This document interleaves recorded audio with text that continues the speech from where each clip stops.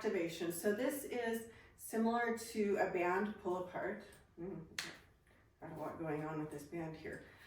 So with the band pull apart, we have our hands out, right? And then we're pulling that band, working to strengthen the back side of the shoulders, the rear delt. But for this exercise, all we're doing is we're going to pull the band apart. So stand up, get your core tight, get those feet under the hips, set the shoulders back, keep the shoulder blades back and down. Arms should be right in line with your shoulders. And then we're just gonna pull the band apart and we're gonna hold. So this exercise, we are just holding. We're trying very hard to keep the shoulders in line. We don't want to pull forwards with the head. We want our neck back. Head should be over the shoulders, not pulled forwards, and we're just holding that contraction. Pinkies go out, so not like this, and we're really just holding, and that's going to work to strengthen shoulder capsule on the backside. So really working those deep rotator cuff muscles, working on the aspect of stability. So again, I'll show you one more time. We're just going to get that good base, get our arms in front, hands in line with the shoulder, put your head back, and just pull and hold. And that is our band pull apart with a hold.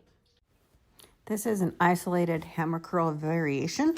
So it is bilateral, working both biceps at the same time. We're gonna set up, keeping the tricep on the isolation pad, neutral grip, so palms face in, and then we are bending and extending the elbow by contracting the bicep. So hammer curls are gonna work the shorter head of the bicep, adding a little more thickness to the bicep itself.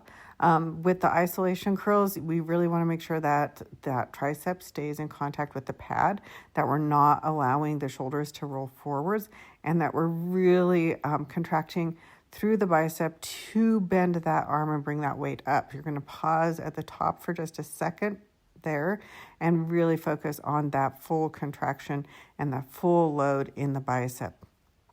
And that is your isolated hammer curl. Horizontal tricep extension. Horizontal because the cable is horizontal, not at an angle. You're going to step back, lean into it, and then you're going to lean forwards. Super tight core, tons of stabilization through the shoulder. We're going to bend the elbows, letting the cable go back, load those triceps, and then extend through the elbows, contracting the triceps. So we're using a rope, neutral grip, palms are facing inwards towards each other.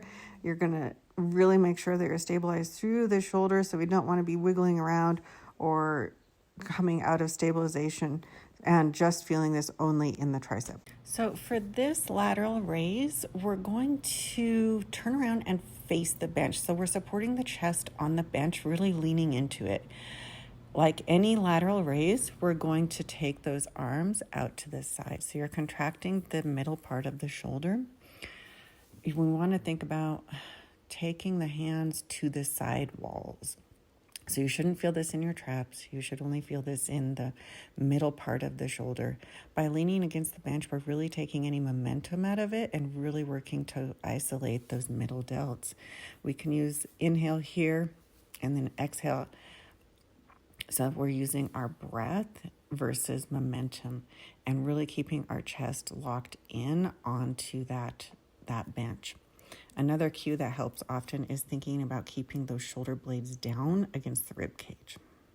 For the seated face pull, we want to sit back from the cable probably about 4 to 5 feet.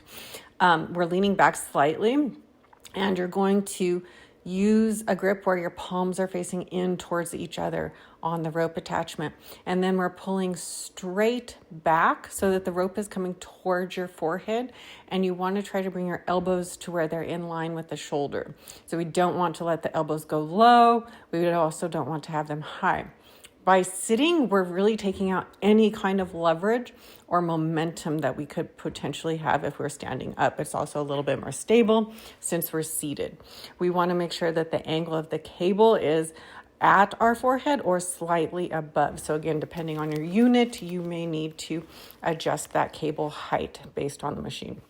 And that is it. And that is our arm workout for today. So if you give it a try and you like it, let me know. If you give it a try and you hate it, let me know. Feedback's always great. Have a beautiful rest of your day. Make sure to like and subscribe so you can continue to get our workout videos.